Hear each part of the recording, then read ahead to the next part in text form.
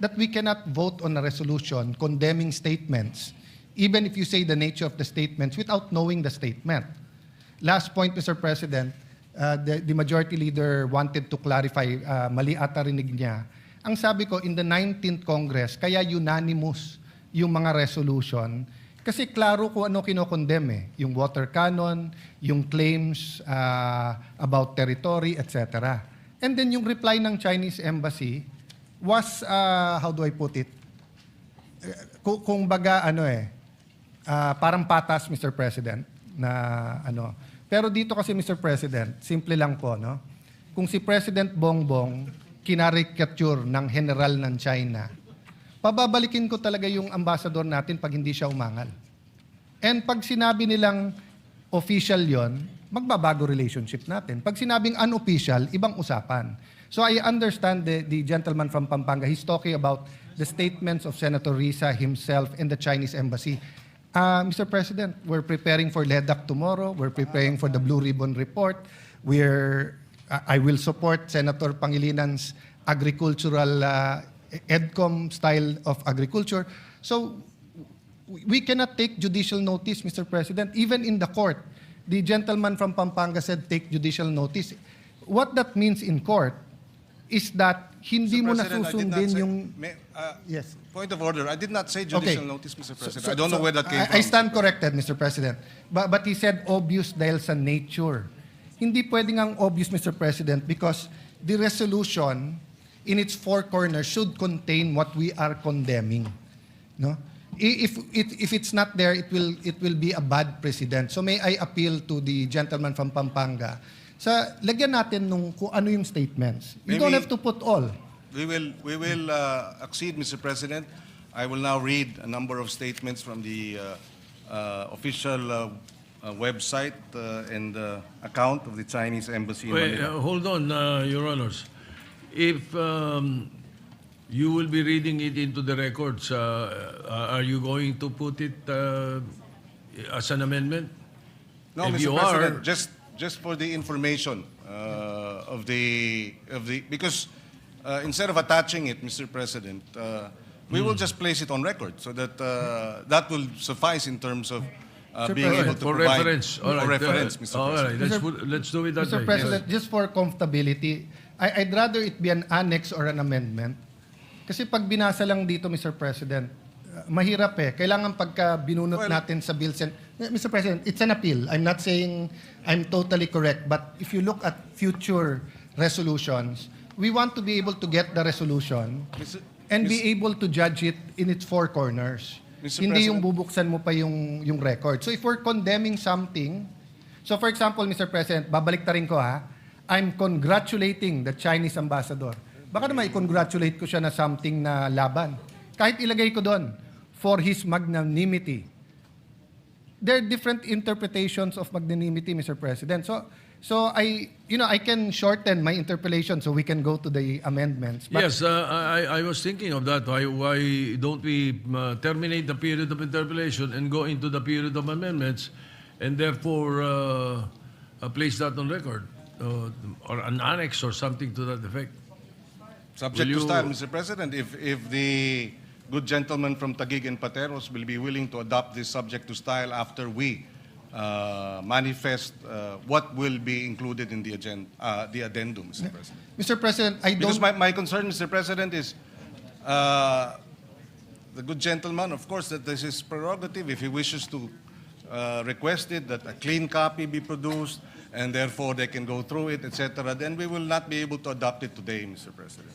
Maybe not even tomorrow, I don't know, because there might be another reason for Mr. us not to President. adopt it, Mr. President. All right, Mr. Senator. President, this is not a bill, it's a resolution. So the clean copy, we've done it before on the screen. Yeah, we can do that. Wala now. naman second, third reading, Mr. All right. President. In fact, I'm offering to shorten my interpellation. Interpellation. I just All have right. one or two questions about the whereas clause and the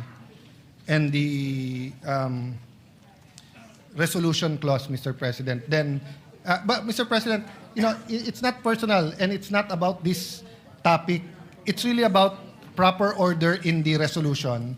Mas maganda isang bunutan ng resolution. We know what we're condemning.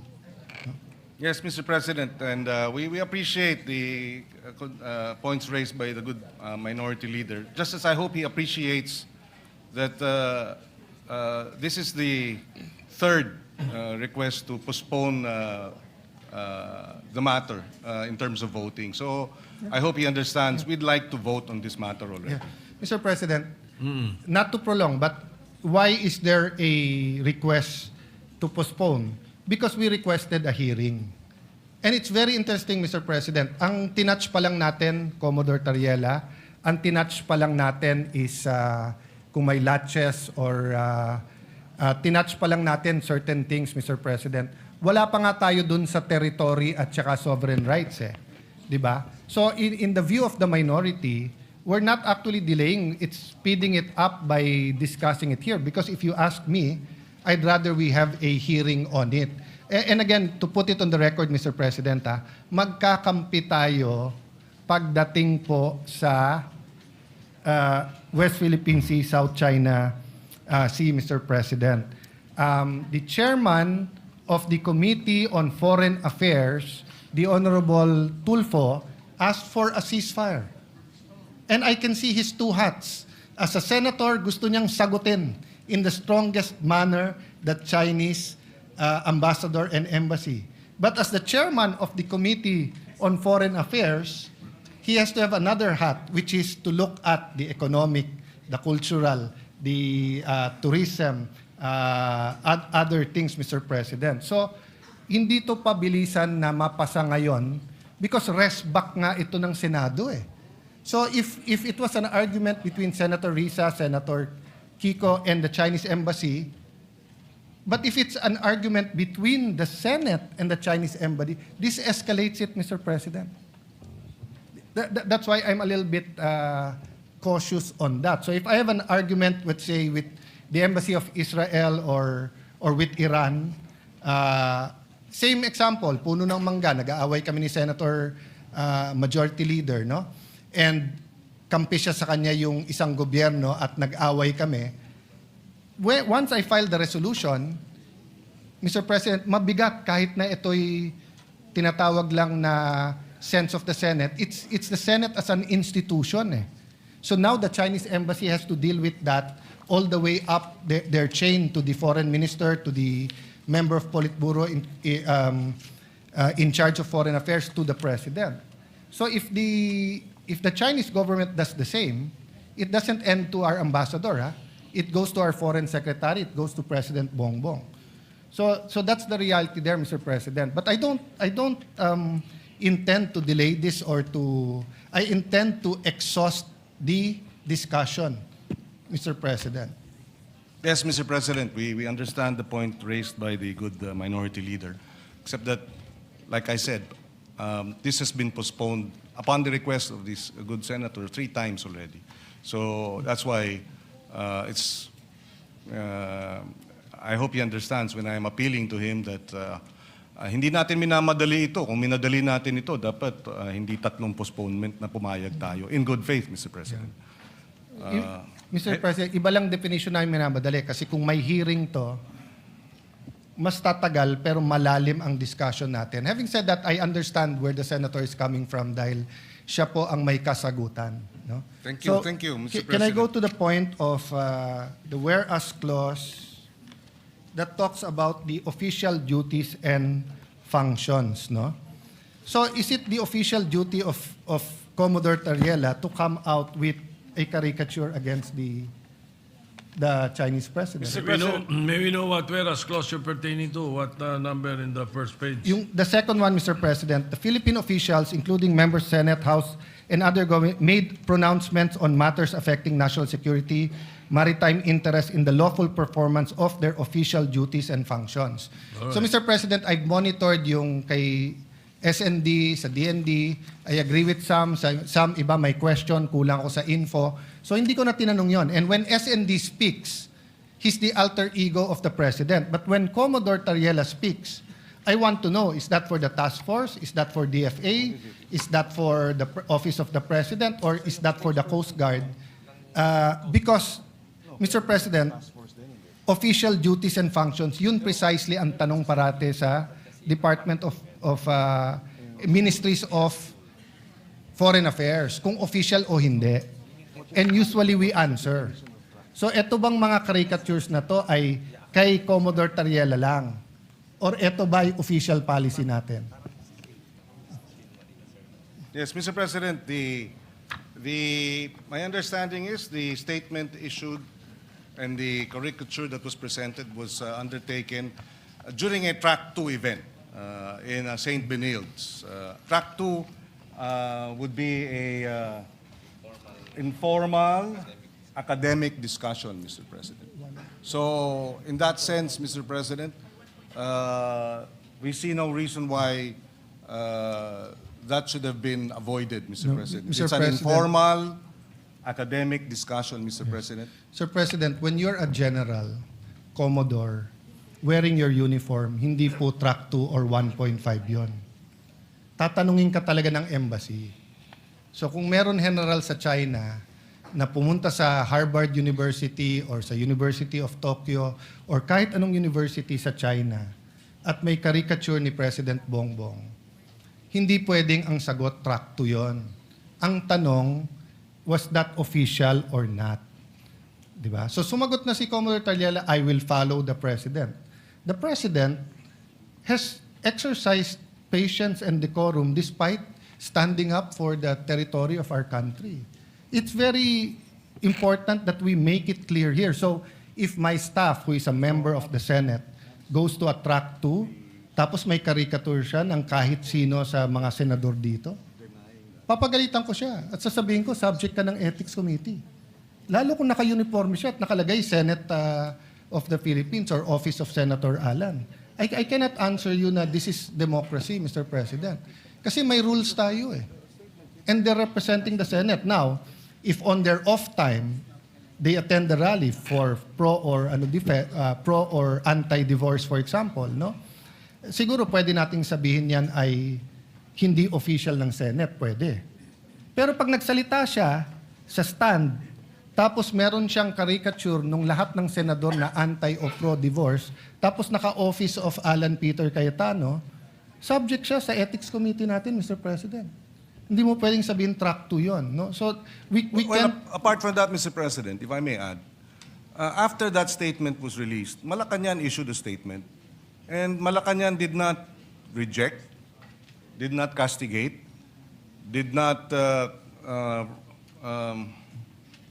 rebuke Commodore Tariela. So I will take it as that, Mr. President, na nagsalita ng Malacanang about the issue, and there was no condemnation or rebuke by Malacanang of the statement of Commodore Tariela. So I will take it as that, Mr. President. It is not, it is official, and Malacanang tacitly, impliedly, did not reject it, Mr. President. So we take it as official. Sir President, And if the good senator disagrees with it, as China disagrees with it, then that's he's free to do so, Mr. President. But Malacanang has spoken, and the Commodore Tariela, Malacanang has the president has supervision and control over members of the Coast Guard, including Commodore Tariela. If he found it objectionable, then maybe the course of action is for Malacanang, the Office of the President, to file the necessary administrative cases. Wala naman eh. Ang nagrereklamo yung China. Sir President, Walang reklamo ang Office of the President o ang Coast Guard, Mr. President. Ang China ang nagrereklamo. Sir President, may I respond? Go ahead. Yeah. Mr. President, the Filipino people ayaw ng bastos. Pwede tayo mag-disagree, pero follow the proper order and decorum. And being a former Secretary of Foreign Affairs, ang trabaho ng DFA, hindi nga zero-sum game. Magkakampi tayo, walang question pagdating sa territory sovereignty. Nagkakaiba tayo ng approach, pero sana magkaisa tayo na pag mali ang ginawa ng isang empleyado, ay mali. Kasi nga maraming nanonood sa atin ngayon. So kung bukas maraming lalabas na meme, democracy yon. Pero kung staff mismo natin ang magmi-meme sa atin at dito sa session hall, tapos sasabihin natin, pwedeng gawin ng general, pwedeng gawin ng staff, Mabigat po yun. Look at the official statement of DFA. At the same time, while the Philippine values debate on our difference in national position, the department recognizes the need for sober, professional, and respectful exchanges in the public sphere. Such is not contradictory to national interest. Siyempre po, Mr. President, hindi pwedeng pangunahan ng DFA ang presidente. Alter ego lang yun, dinatanggal yun.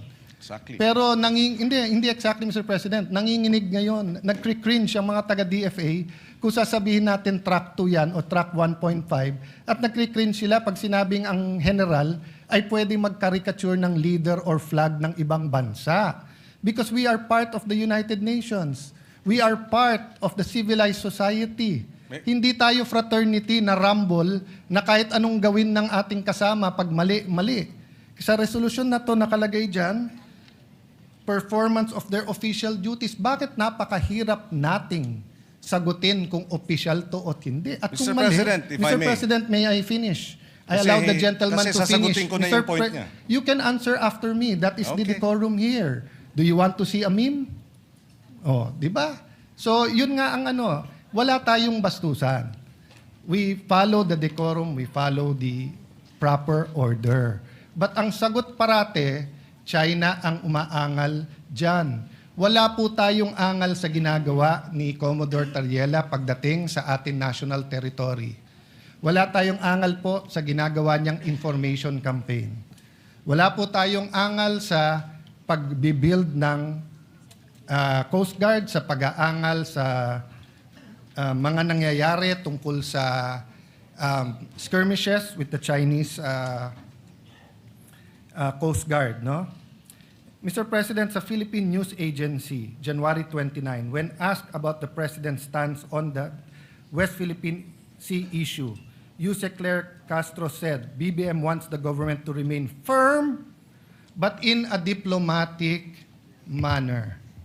Hindi po diplomatic. Mr. President, Senator Soto knows this. I've been at his side many, many times, but I've been in his face on the opposite side. When I was minority leader, siya majority leader. This is the first time I had the pleasure na siya ang Senate President ko because I was not in the Senate noon. But never ako binastos ng staff niyo, Senator. Even dito sa mga rumors, etc., pag lumapit ako sa opisina niyo, very diplomatic ang inyong opisina. And I hope my staff din. Sinabi ko rin sa staff ko yun, kahit anong away namin ng mga senador, hindi kayo pwedeng makialam. Nung nagsuguran kami ni Majority Leader, Sergeant at Arms at kapwa senador lang dito, walang sumugod na staff ni Senator Mix, walang sumugod na staff ko. Because may tamang order, Mr. President. So ang problema, maraming nanonood sa atin, hindi natin, bakit ba napakahirap sabihin na Commodore Tariela, 99.9% ng ginagawa mo, tama. Pero medyo sumobre. Medyo naging over-eager ka. Hindi lang si President Xi yun simbolo ng China yun. Di ba? So yes, we're mad about their propaganda, we're mad about their threats, we're mad about what's happening, etc. But you don't want it to be an all-out debate about everything under the sun. You want talks on tourism. You want talks on OFWs. There's also hundreds of thousands of Filipinos in Hong Kong, in Macau, and kahit undocumented, marami din sa Shanghai, meron din sa Beijing. Di ba? So, we want that level of civility. Yun lang naman ang tinatanong. Can the Senate not condemn those who are to be condemned because mali kung paano kausapin, ituring, ipaglaban ang stand sa mga senador natin? Pero yung isa nating empleyado o kapwa-empleyado na Commodore sa Coast Guard, hindi ba natin pwedeng sabihin, Sir, we respect you, pero wag kang pupunta sa university na ka-uniforme, tapos ganyan ang presentation mo. Un-Filipino yun, medyo masama ang dating.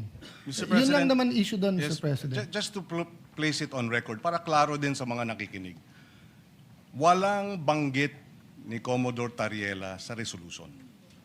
Wala. So, hindi ito tungkol kay Tariela.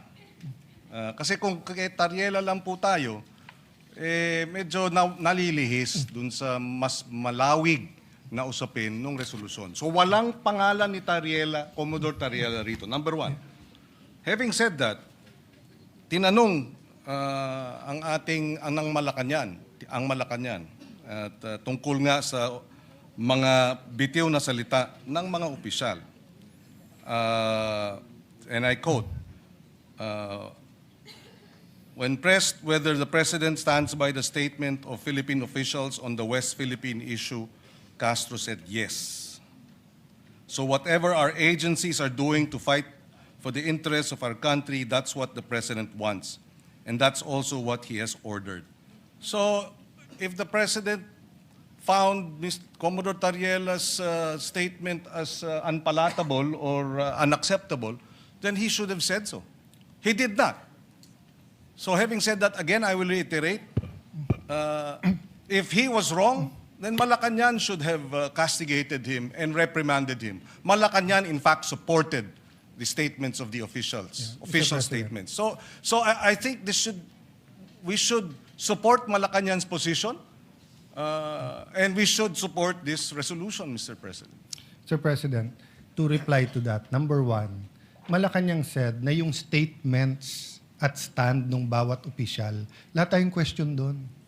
Nagkakaisa tayo lahat. Lahat tayo nagsasabing atin to.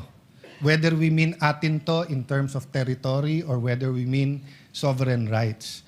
Kung ang sinasabi ng gentleman from Pampanga, wala ang pangalan ni Commodore Tariela dito, so wag natin pag-usapan, ang problema po, mali ang argument niya kasi walang pangalan ni isa dito sa resolution na to.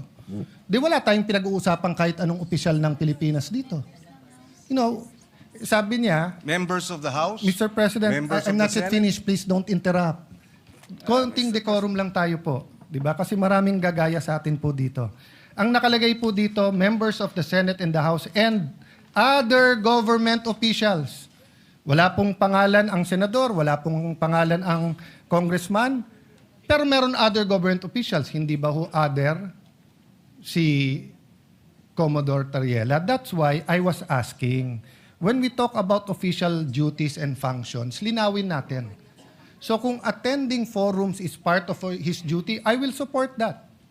If his presentation is the Treaty of Paris, the amendments with the United States, the UNCLOS 1, 2, and 3, kung papakita niya yung arbitral award, kung papakita niya kung paano kinakawawa ang ating mga Coast Guard, then let's do it. If we have to inform our people more and be on TV programs, etc. Ang question, a picture paints 1,000 words. So, para mong sinabing, wala ka namang tinawag na magnanakaw. Pero yung caricature mo, nagnanakaw siya. Sinabi mo, wala kang tinawag na corrupt. Pero yung picture na nilagay mo doon, corrupt.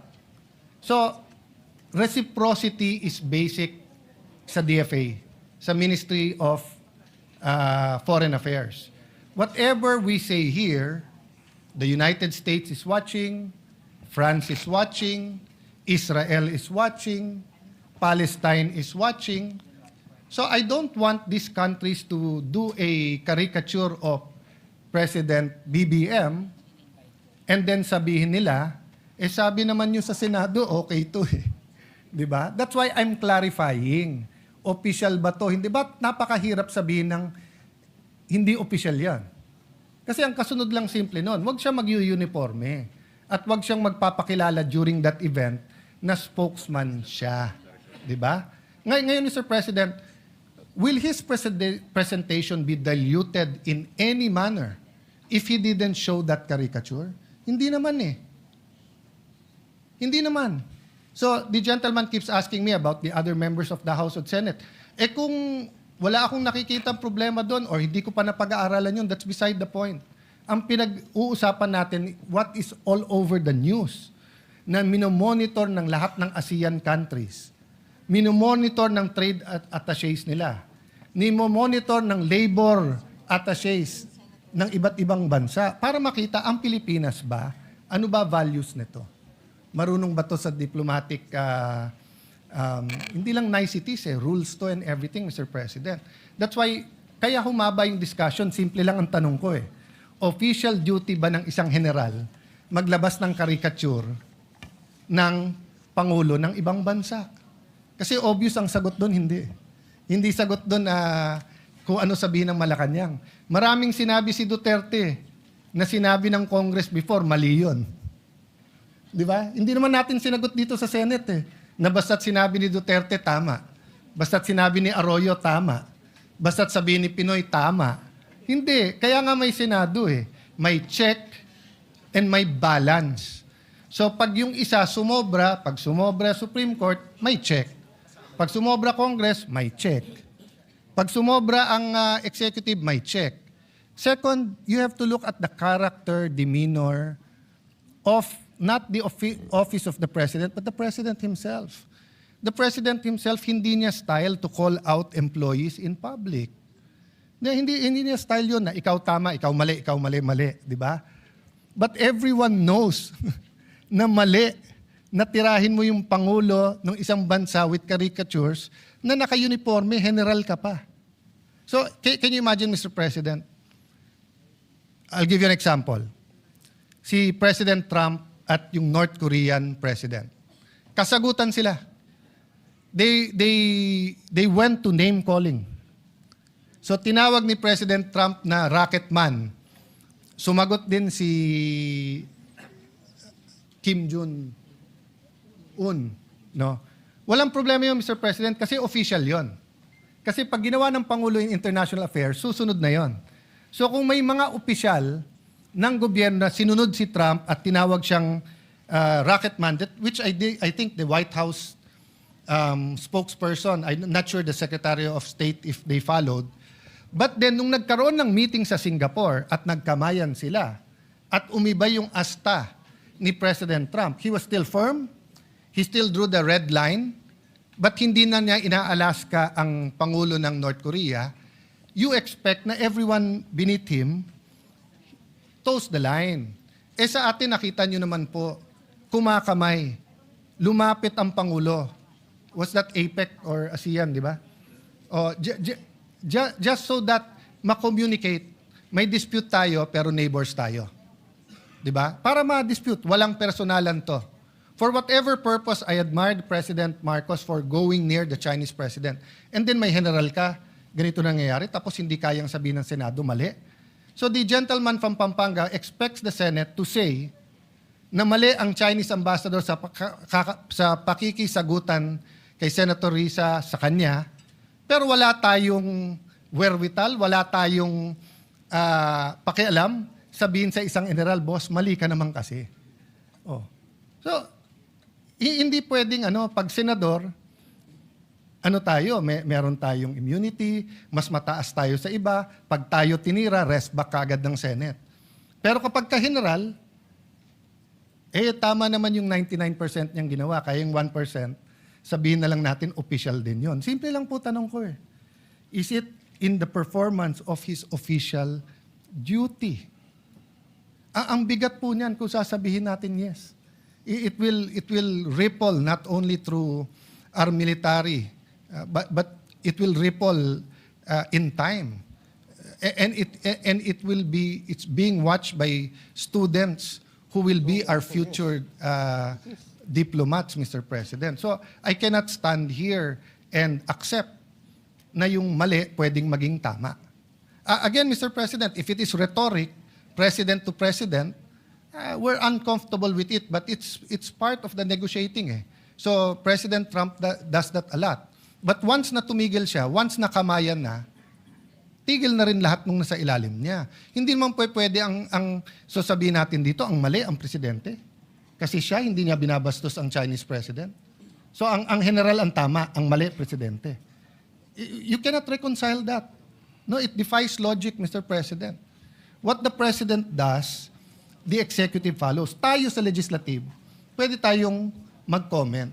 Pwede tayong mag-resolution katulad para kung ano ang tama at mali. That's why, Mr. President, I want to know, sino-sinong official ba to? Sa Senate, sa House, sa interest nila. Kasi yung DND, medyo klaro yun. Nakita ko yung mga statements, etc. And yung DND, mismong si SND ang nagsasalita. So in behalf of the President yon. So kung gustong i-correct ng Presidente yon, i-correct niya. Hindi naman spokesman ng Presidente ang nakikipagdebate doon eh. Hindi naman spokesman ng DND. At sagutin man nila, sinabi na ni DND, yun din ang stand niya eh. Eto po hindi. At yung DND po, despite my agreement or disagreement with the Secretary of National Defense, I haven't seen anyone in the DND come out with caricatures of generals of the opposing side or of the president of the other side. Our generals are officers and gentlemen. Is it too much to ask that yung pagiging officer and gentleman sa AFP, PNP, BJMP ay ganun din sa Coast Guard natin? Is it too much to ask a gentleman from Pampanga? Masyado bang malaking ask yon na, boss, paglaban mo Pilipinas pero wag tayong bastusan?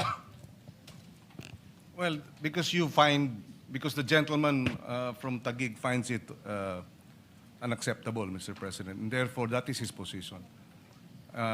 We do not find that unacceptable, Mr. President, under the circumstances, particularly because China, for the longest time, has been aggressively, illegally encroaching on what is ours. So if these statements are taken in isolation, perhaps I might be able to understand where the good gentleman is coming from, but it's not taken in isolation. It's not just Commodore Tariela's statement. It is and the remarks of the Chinese embassy towards and reaction to his statement. It's also what the Chinese embassy has attacked the senators, congressmen, Mr. President. And if I may add again, this is not just an issue of Commodore Tariela. Let's not minimize the issue. We beg to disagree, and with all due respect, putting the issue simply as Commodore Tariela and his actions is minimizing the issue. And somehow, who benefits from minimizing this issue? China, Mr. President. The good senator that may not be his intention, but Mr. President, from this point, from this perspective, from this representation's perspective, minimizing the issue, disregarding or taking it in isolation, and isolating Tariela's actions from the insults and the unparliamentary language of the embassy, threatening our men in uniform, Mr. President. Parang biglang hindi na pinag-uusapan lahat ng mga pang-iinsulto, pananakot ng China dahil andito tayo naipit sa pagdepensa ni Commodore Tariela at kanyang mga kilos. I hope the good senator gets a broader or looks at it in a broader perspective, Mr. President. Mr. President, sino ho nagmi-minimize? Siya po ang nagmamadali. Ayaw niya mag-hearing. Kung magkakaroon ho ng hearing, lahat ho ng issues, yung sinabi ng DND, yung ginagawa po sa Ayungin or sa BP Sierra Madre, yung pong ginawa po sa Scarborough Shoal, Aquino administration, Duterte administration, Marcos administration, yung pong hinanakit ng ating mga Coast Guard sa nangyayari sa kanilang araw-araw, sa mga nasa Pag-asa Island po, sa kakulangan po ng pondo. Lahat po yun madidiscuss natin. Paulit-ulit po ang gentleman from Pampanga na parang ako may kasalanan na pinag-uusapan po si Senator Tariela, tinamad po sila na ilagay ang mga pangalan ng mga opisyal na sinasabi nila sa resolusyon. Kaya malinaw naman ang tanong ko, sino-sino tong mga opisyal? Ang alam ko lang si Commodore Tariela. Tapos sasabihan niya ako, I'm minimizing. Tapos babasahan niya ako ng paano mga taga-DND, paano mga, para bang hindi ko sila kinakampihan. Bulok na yung style na yan eh. Yan yung style na pro-China, anti-China, pro-Philippines, anti-Philippines, no? Paulit-ulit na tayo dito, magkakampi tayo pagdating sa territory ng ating bansa. Magkakampi tayo pagdating sa sovereign rights ng ating bansa. May I ask this question? when the military decided to pave the way, to build a runway sa Pag-asa Island, was there any objection by any department in our country at that time? Well, Mr. President, with all due respect, Mr. President, I think we have exhausted. Mr. President, this do we debate. have closure here? No, Mr. President, but I Mr. no President, longer would like to. No, on one hand, Mr. President, respond sabi niya, to further miniminize ko. questions, Mr. Nung President. nagtatanong naman ako ng ibang opisyal, ayaw naman sagutin. Sino nagmi-minimize? Mr. President, I have the floor. the I have question- the floor. Mr. President, point of order. I have the floor, and I would like to manifest that we believe this has been exhausted. For 2 weeks, Mr. President, we have debated this, and I think we have ventilated the issue enough, and it is time for a vote, Mr. President. I will no longer yield to questions, Mr. President. Mr. President, Majority Leader. Mr. President, before that, can I just reiterate my question? Go ahead. Kung hindi niya sasagutin, imamanifest ko lang yung sagot sa sarili kong tanong. Ang tanong ko po sa kanya, nung sinabi ng military, ganyan na nangyayari sa West Philippine Sea, lagyan na natin ng runway, ayusin na natin ang Pag-asa. Meron ba pong mga opisyalis ng kahit anong departamento sa ating bansa na registered a negative vote and advised the military not to do it? Oh, if the good senator doesn't want to answer that, I will answer it. Mga taga-DFA. Ang sabi ng mga taga-DFA, during the time, this was the time of President Aquino, it will weaken our case. Because precisely, the rocks, the features that are being reclaimed, etc., malakas ang kaso natin. Nasunod po yung military at tingin ko tama naman. But none of us told yung mga taga-DFA na pro-China kayo for having a different opinion. Di ba? None of us. Why? Kasi iba trabaho ng DFA sa DND. Iba trabaho ng DND sa Coast Guard. So, Mr. President, dapat burahin na natin yung nagdi-discuss tayo ng maayos. Napikon ka sa statement ng iba, re-rest back ang senador. Buti nga, sinasagot kayo eh. Mas malaking insulto kung hindi kayo sinagot eh. Sinagot kayo, edi magsagutan kayo, pero gusto nyo, buong Senado ang re-rest back nyo. Ako, kung may kadebate akong embassy, kami lang yun. Kung kailangan ko tulong ni Brother Robin or ni Senator Marcoleta, kakalibitin ko, tulungan. Pero hindi ako magfa-file ng resolution sa Senado para sa tulungan nyo kami, bugbog kami sa China. Tapos pagka hindi ka pumirma, pro-China ka. China lang ang lumalaki dito. Okay. We'll go to the corollary question there. I was going to ask the gentleman, ano ang ilan responsibilities natin under UNCLOS? Will the gentleman answer that or will I answer myself? So since the gentleman will not answer that, I will answer it myself, Mr. President. So under our maritime entitlements, meron din responsibilities doon. For example, Mr. President, managing our maritime resources. So walang problema yung non-life, for example, natural gas, di ba? Siyempre yung ecological balance lang dyan. Pero let's say fish, let's say yung mga coral reef, trabaho ng Coast Guard siguraduhin na walang nagda-damage niyan. So kung ang Coast Guard natin at Coast Guard ng China ay nag-aaway parate, mahirapan silang dalawa na i-enforce ang mga restriction na nakakasira ng ating environment. That's why, in the past administration, everyone was allowed to speak except the Coast Guard because of the next responsibility, the prevention of life and